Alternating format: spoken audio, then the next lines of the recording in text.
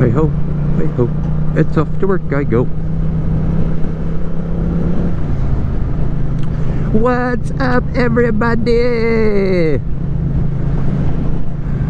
Just out on a cruise, going to work. Decided to take the bike to work today. Gonna be a beautiful day, no rain. I don't have to take my gear with me.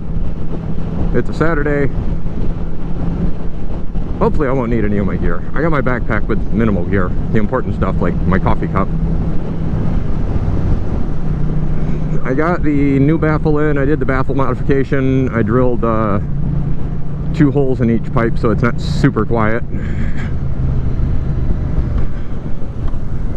It's a little bit louder than I expected, but definitely not as loud as it is without the baffle in it, because that was horrendous. I had to move my mic around. I took my cheek pads and everything out. I stripped the helmet down because I was trying to put my Cena on it, but the RF 1400 is super hard to get the Cena clamp to fit. It's just the design of the helmet.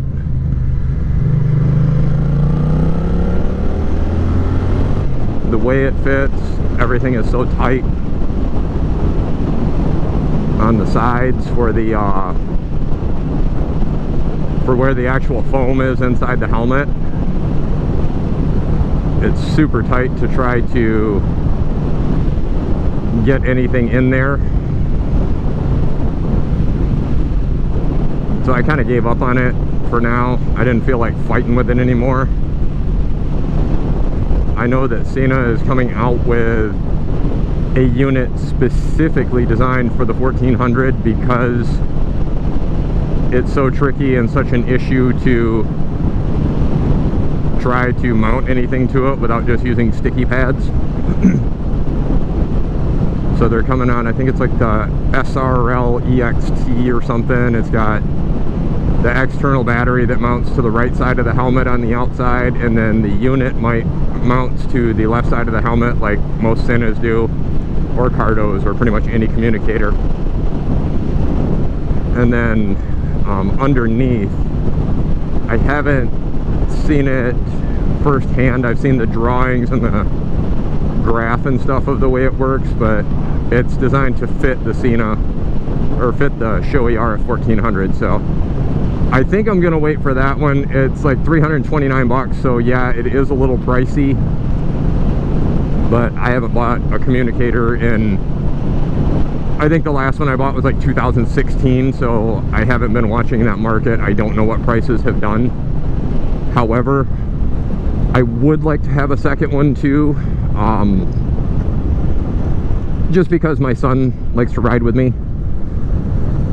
He's 12, he likes to ride on the back. He loves going anywhere on the bike, and it would be nice to be able to communicate with him. He needs a new helmet anyway, so I would put my current Cena, my SMH-10S, on his helmet so we could communicate and have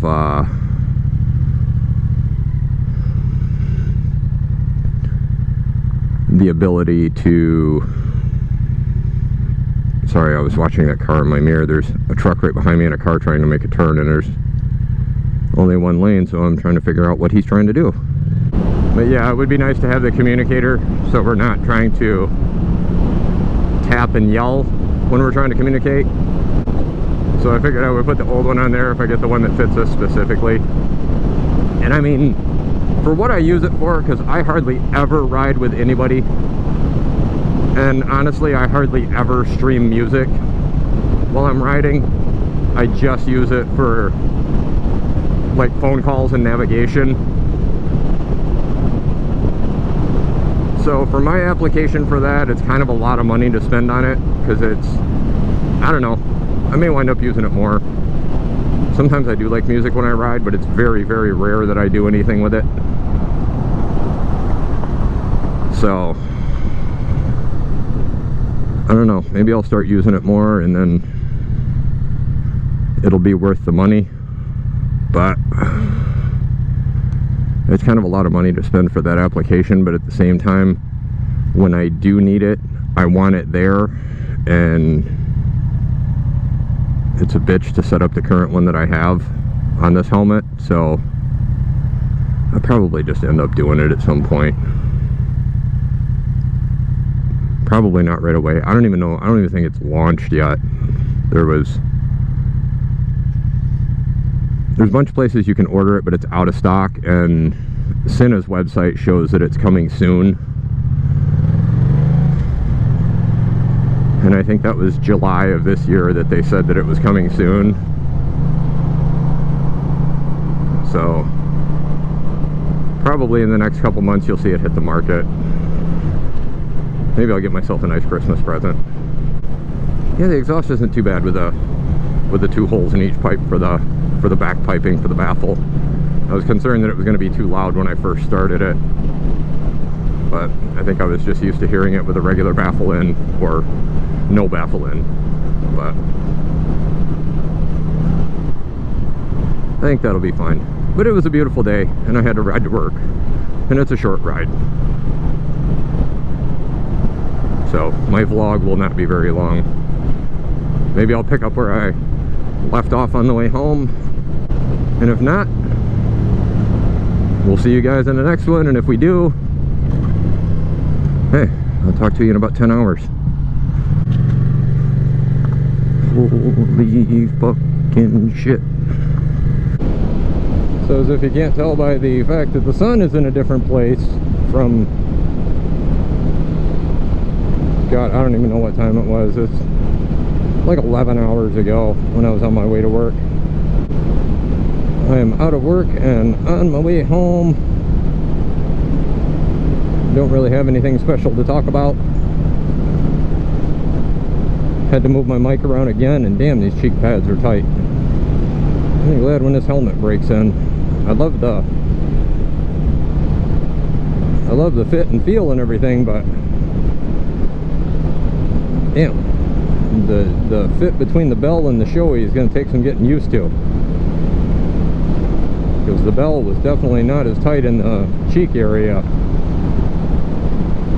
But I do love the showy.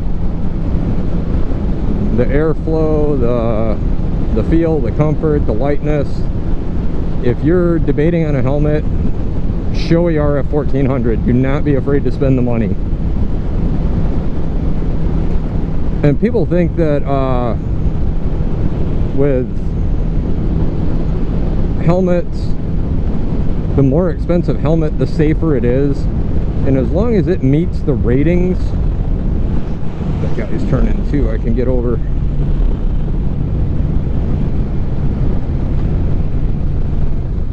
As long as it meets the DOT and ECE ratings, the helmet is safe. You're not paying for safety when you're paying for the extra money for a helmet. You're paying for features and comfort.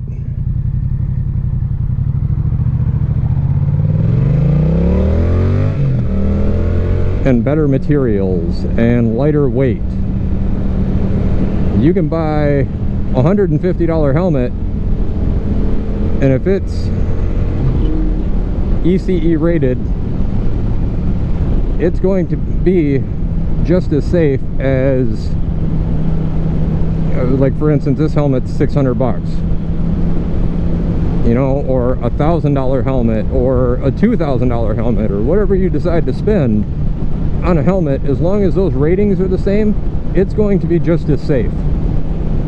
What that more expensive helmet is getting you is softer materials inside, better, more comfortable padding inside,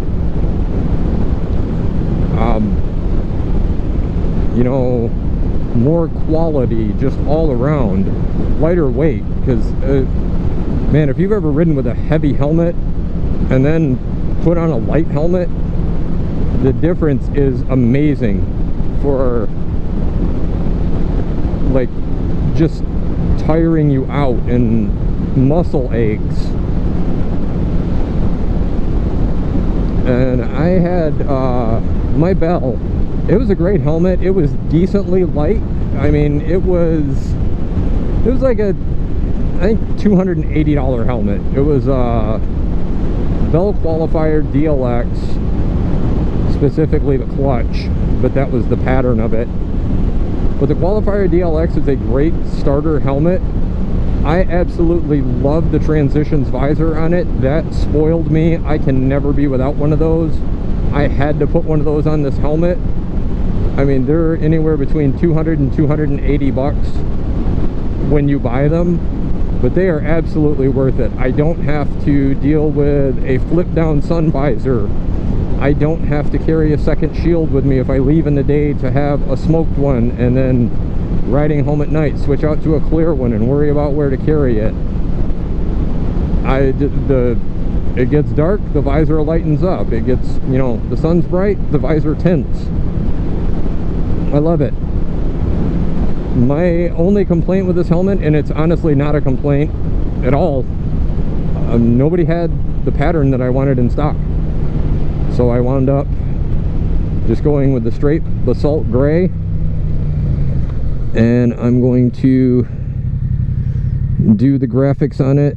That I may do some graphics on it, some stripes or designs, stuff like that. You know, I think I am going to put the R6 throttle tube on here that I've got waiting for it.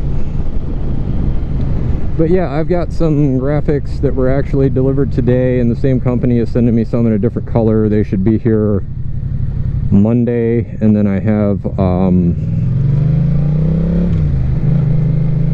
some black graphics that arrived today that I'm going to try out on it.